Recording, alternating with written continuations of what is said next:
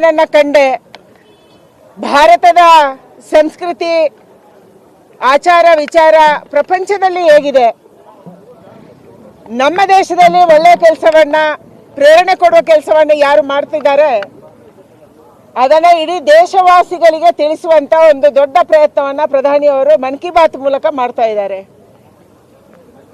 ಇವತ್ತು ಮಹಾಲಕ್ಷ್ಮಿ ಲೇಔಟ್ ಕೂಡ ಜೋಡಣೆ ಆಗಿತ್ತು. ಮನ್ ಕಿ ಬಾತಿನ ಮೂಲಕ ನಮ್ಮೆಲ್ಲರಿಗೆ ಕೂಡ ಹೊಸ ಹೊಸ ವಿಚಾರವನ್ನ ತಿಳಿಸುವಂಥದ್ದನ್ನ ಪ್ರಧಾನಿಯವರ ನೇತೃತ್ವದಲ್ಲೇನು ಮಾಡಲಾಗ್ತಾ ಇದೆ. ಇವತ್ತು ನಮ್ಮ ವಿದ್ಯಾರ್ಥಿನಿಯರಿಗೆ ರಜಾ ಸಿಕ್ಕಿದೆ. ನಮ್ಮ ವಿದ್ಯಾರ್ಥಿನಿಯರು ರಜಾ ಕಾಲದಲ್ಲಿ ಏನು ಮಾಡ್ಬೋದು, ಏನು ಮಾಡಬೇಕು ಇದನ್ನು ತಿಳಿಸುವಂತ ಕೆಲಸ ಮಾಡಿದ್ದಾರೆ.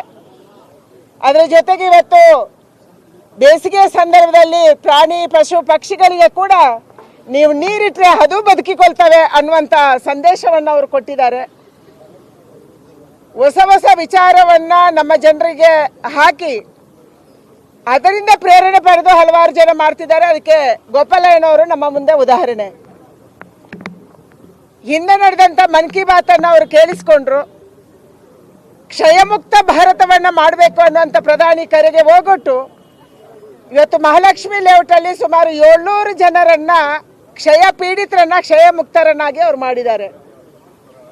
ಇನ್ನು ಕೆಲವರಿಗೆ ಈಗಲೂ ಟ್ರೀಟ್ಮೆಂಟ್ ನಡೀತಾ ಇದೆ. ಒಂದು ಟ್ರೀಟ್ಮೆಂಟ್ ಕೊಡುವಂಥದ್ದು, ಎರಡನೇದು ಅವರಿಗೆ ಪೋಷಕಾಂಶಗಳನ್ನು ಕೊಡುವಂಥದ್ದು, ಫುಡ್ ಕಿಟ್ ಕೊಡುವಂಥದ್ದು, ಅವರನ್ನು ನಿರಂತರವಾಗಿ ಫಾಲೋ ಅಪ್ ಮಾಡುವಂಥ ಕೆಲಸವನ್ನ ಮನ್ ಕಿ ಬಾತಿಂದ ಪ್ರೇರಣೆ ಪಡೆದು ಗೋಪಾಲಯ್ಯನವರು ಮಾಡಿದ್ದಾರೆ. ಅದಕ್ಕಾಗಿ ಇವತ್ತು ಮಹಾಲಕ್ಷ್ಮಿ ಲೇಔಟ್ ಕೂಡ ದೇಶದ ಜೊತೆಗೆ ಜೋಡಣೆ ಆಗಿತ್ತು. ಅದಕ್ಕಾಗಿ ನಾವು ವೀಕ್ಷಣೆ ಮಾಡೋಕ್ಕೆ ಕೇಳಿಸ್ಕೊಳ್ಳೋಕ್ಕೆ ಬಂದಿದ್ದೀವಿ. ತುಂಬ ಆನಂದ ಆಗಿದೆ, ಖುಷಿ ಆಗಿದೆ. ಪ್ರಧಾನಿಯವರು ಎಂಥ ಪ್ರಧಾನಿಯೊಬ್ಬರು ಸಿಕ್ಕಿದ್ದಾರೆ ಅಂದರೆ ಈ ದೇಶದಲ್ಲಿ ಪ್ರಾಣಿ ಪಶು ಪಕ್ಷಿ ಇದೆಲ್ಲದರ ಬಗ್ಗೆ ಚಿಂತನೆ ಮಾಡುವಂಥ ಒಂದು ಪ್ರಧಾನಿ ನಮ್ಮ ಸೌಭಾಗ್ಯದಿಂದ ನಮಗೆ ಸಿಕ್ಕಿದ್ದಾರೆ. ಅಂಥ ಕಾಲದಲ್ಲಿ ನಾವಿದ್ದೀವಿ ಅನ್ನುವಂಥದ್ದು ನಮ್ಮ ಸೌಭಾಗ್ಯ ಅಂತ ನಾನು ಅವರಿಗೆ ಧನ್ಯವಾದಗಳನ್ನು ಹೇಳಕ್ಕೆ ಇಚ್ಛೆ ಪಡ್ತಾ ಇದ್ದೀನಿ. 6 ವರ್ಷಗಳ ಕಾಲ ಯತ್ನಾಳವನ್ನು ಉಚ್ಚಾಟನೆ ಮಾಡಿದ್ರು. ಇವತ್ತು ಹೊಸದಾಗಿ ನಾನು ಪಕ್ಷ ಕಟ್ತೀನಿ ಅಂತ ಘೋಷಣೆ ಮಾಡಿದ್ದಾರೆ ಮೇಡಮ್ ಯತ್ನಾಳ್. ಈಗ ರಾಜ್ಯದ ಬೆಲೆ ಏರಿಕೆ ಪ್ರತಿಭಟನೆ ಮಾಡ್ತಾ ಇದ್ದಾರೆ, ಬಿಜೆಪಿ ಅವರು ಪ್ರತಿಭಟನೆ ಮಾಡ್ತಾ ಇದ್ದಾರೆ. ಏಪ್ರಿಲ್ 2 ರಿಂದ ಹಾಲಿನ ದರ ಎಲ್ಲ ನಮ್ಮ ರಾಜ್ಯದಲ್ಲಿ ಎಲ್ಲದಕ್ಕೂ ಬೆಲೆಯನ್ನ ಏರಿಕೆ ಮಾಡ್ತಾ ಇದ್ದಾರೆ. ಚುನಾವಣೆಯ ಪೂರ್ವದಲ್ಲಿ ಗ್ಯಾರಂಟಿಗಳನ್ನ ಘೋಷಣೆ ಮಾಡಿದ್ರು. ಇವತ್ತು ಗ್ಯಾರಂಟಿಗಳ ಕಾರಣಕ್ಕಾಗಿ ಬೊಕ್ಕಸ ಬರದಾಗಿದೆ. ಯಾವುದೇ ಅಭಿವೃದ್ಧಿ ಕೆಲಸ ನಮ್ಮ ರಾಜ್ಯದಲ್ಲಿ ನಡೀತಾ ಇಲ್ಲ. ನಮ್ಮ ರಸ್ತೆಗಳ ಗುಂಡಿ, ನೀರಾವರಿ ಯೋಜನೆ, ರಸ್ತೆಗಳಾಗ್ಲಿ, ಆಸ್ಪತ್ರೆಗಳಾಗ್ಲಿ, ಶಾಲೆಗಳಾಗ್ಲಿ, ಮೇಷ್ಟ್ಗಳ ನೇಮಕ ಆಗಲಿ, ಅವರಿಗೆ ಸಂಬಳ ಕೊಡೋದಾಗ್ಲಿ ಯಾವುದೂ ಇಲ್ಲ ನಮ್ಮ ರಾಜ್ಯದಲ್ಲಿ. ಎಲ್ಲವೂ ಝೀರೋ ಆಗ್ತಾ ಇದೆ. ಮತ್ತೆ ಮತ್ತೆ ನಮ್ಮ ಮೇಲೆ ಟ್ಯಾಕ್ಸ್ ಹಾಕ್ತಾ ಇದ್ದಾರೆ. ಮೊದಲ 6 ತಿಂಗಳಲ್ಲೇ ವಿದ್ಯುತ್ ದರ ಜಾಸ್ತಿ ಆಯಿತು. ಹಿಂದೆ ಇದ್ದಂಥ ವಿದ್ಯುತ್ ದರಕ್ಕೆ 1.5 ಪಟ್ಟು ಜಾಸ್ತಿ ವಿದ್ಯುತ್ ದರವನ್ನು ಅವತ್ತು ಮಾಡಿದ್ರು. ಮತ್ತೆ ಇವತ್ತು ಜಾಸ್ತಿ ಮಾಡಕ್ಕೆ ಹೊರಟಿದ್ದಾರೆ. ಹಾಲಿನ ದರ ಜಾಸ್ತಿ ಆಯಿತು, ಬಸ್ಸಿನ ರೇಟ್ ಜಾಸ್ತಿ ಆಯಿತು, ಮೆಟ್ರೋ ರೇಟ್ ಜಾಸ್ತಿ ಮಾಡಿದ್ರು, ನಮ್ಮ ರಿಜಿಸ್ಟ್ರೇಷನ್ ವ್ಯಾಲ್ಯೂ ಅನ್ನು ಜಾಸ್ತಿ ಮಾಡಿದ್ರು. ಎಲ್ಲದಕ್ಕೂ ಕೂಡ ಟ್ಯಾಕ್ಸ್ ಹಾಕುವಂತ, ತೆರಿಗೆ ಹಾಕುವಂತ ಒಂದು ಸರ್ಕಾರ ಇಲ್ಲಿ ಇದೆ.